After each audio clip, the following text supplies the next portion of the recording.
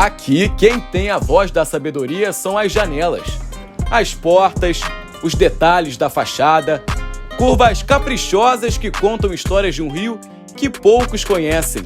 Não é preciso nem perguntar a idade. Em algumas a gente repara que já viram muita coisa. Recatadas, simples, extravagantes, decadentes. Essa, no campo da boemia e da malandragem, já foi inspiração para uma das obras literárias mais conceituadas e conhecidas do país. E vive um verdadeiro drama desde a retirada do seu tombamento. O Palacete São Lourenço, na Lapa, é um exemplo da falta de conservação que muitos casarões históricos do Rio sofrem. De longe é vista a condição deplorável do imóvel, que fica na esquina das ruas Riachuelo e dos Inválidos. No início do ano estava programada a derrubada do prédio, que corre sérios riscos em suas estruturas. Na década de 30, o imóvel foi tombado pelo IPHAN, que quase um século depois cancelou seu tombamento alegando falta de materialidade em sua construção. Após pedidos da preservação do palacete nas redes sociais, a Justiça Federal embargou a demolição. O jornal A Folha de São Paulo trouxe uma matéria exclusiva que o solar serviu de inspiração para que Machado de Assis escrevesse a obra Dom Casmurro, publicado em 1899.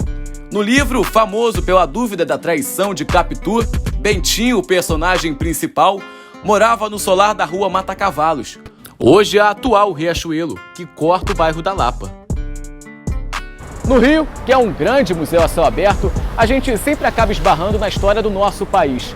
Assim como o Palacete São Lourenço, centenas de outros casarões históricos estão espalhados pela cidade. Muitos que foram o endereço de grandes figuras do Rio Antigo, mas que foram esquecidos ao longo dos anos. O Cosme Velho, na Zona Sul, já foi reduto de grandes celebridades no passado. No bairro, a casa de Cândido Portinari chama a atenção da condição do imóvel. Bem perto dali, o Solar dos Abacaxis também completa o leque interminável de imóveis sem restauros na região. O que pode ser feito nessas construções que têm um peso tão importante para a nossa cidade? A explicação e um grande exemplo está bem pertinho dali, quase despercebido. O bucólico Largo do Boticário concentra construções do século XIX, em meio à Mata Atlântica da Floresta da Tijuca.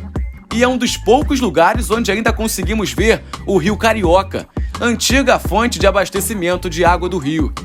O complexo, depois de anos abandonado, está em fase final de obras, prestes a se tornar um centro de turismo do bairro, concentrando hotel, cafeteria, restaurantes. O Solar de Laranjeiras também seguiu o mesmo ritmo. O Tony, que é arquiteto, adquiriu o imóvel e começou um verdadeiro trabalho de restauro e recuperação do patrimônio, que hoje ele tem o prazer de chamar de casa. Quando eu pisei aqui, eu acho que a casa que me escolheu.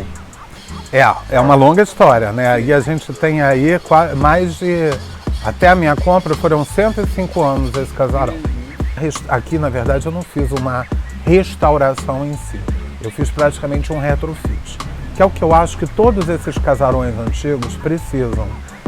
O retrofit é uma readaptação da casa para o século XXI. Eu acho que isso é o mais importante, é você trazer atualidade para essa casa. Antigamente, quando eu comprei a casa, eu queria fazer, como eu cheguei a fazer aqui, um hotel de Airbnb, eu cheguei a fazer café da manhã, hoje não, eu fiquei egoísta. Eu quero esse cantinho para mim, sabe, é o meu cantinho. A paixão pelos prédios antigos do Rio levou um jornalista, Rafael Bocor, criar um perfil nas redes sociais para enaltecer e lutar pela preservação dessa história arquitetônica da cidade.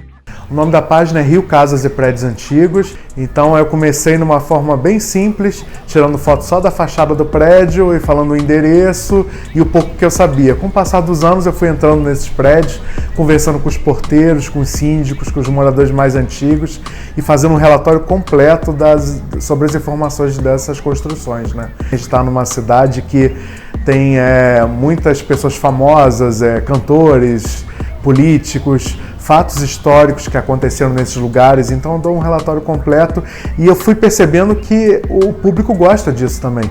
As pessoas gostam, eu achei que fosse uma paixão só minha lá quase 10 anos atrás. O feedback foi tão grande que a paixão virou profissão também.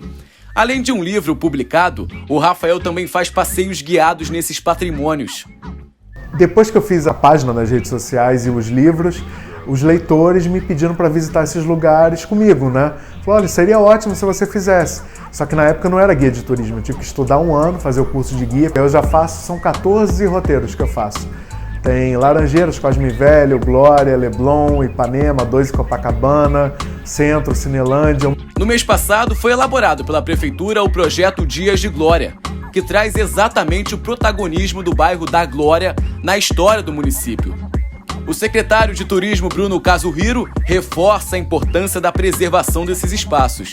É um programa que entende que o bairro da Glória pode ser uma nova centralidade turística da nossa cidade. Mas é claro que a Secretaria de Turismo não poderia fazer isso sozinha. A gente está em conversa com diversos outros órgãos da Prefeitura com relação à conservação, iluminação pública, limpeza urbana, paisagismo, enfim, inúmeros temas que precisam ser cuidados para que haja essa requalificação. O secretário ainda destaca o que a Prefeitura tem feito em relação ao restauro dos imóveis históricos.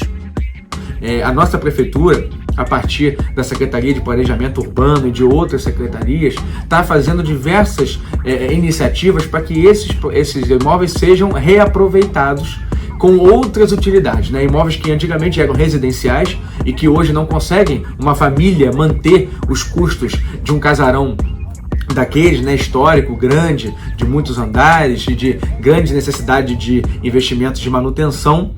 A legislação foi alterada no ano passado, que permite que imóveis tombados, preservados, sejam reconvertidos, ou seja, eles têm que ser preservados, a fachada continua ali histórica, mas o seu interior pode ser utilizado para outras coisas. Eu acho que o novo está conversando bem com o antigo e as pessoas estão gostando, né? Estou indicando alguns prédios, algumas casas que merecem a placa azul, né, de patrimônio da Prefeitura, que eu como entro em quase todos, né, os importantes, eu sei, poxa, falta ali o morador, o visitante, o turista, saber que aquele ponto é histórico, que aquela construção é valiosa para a cidade, para a nossa história. Então uma plaquinha com 3 linhas ali já resolveria o caso.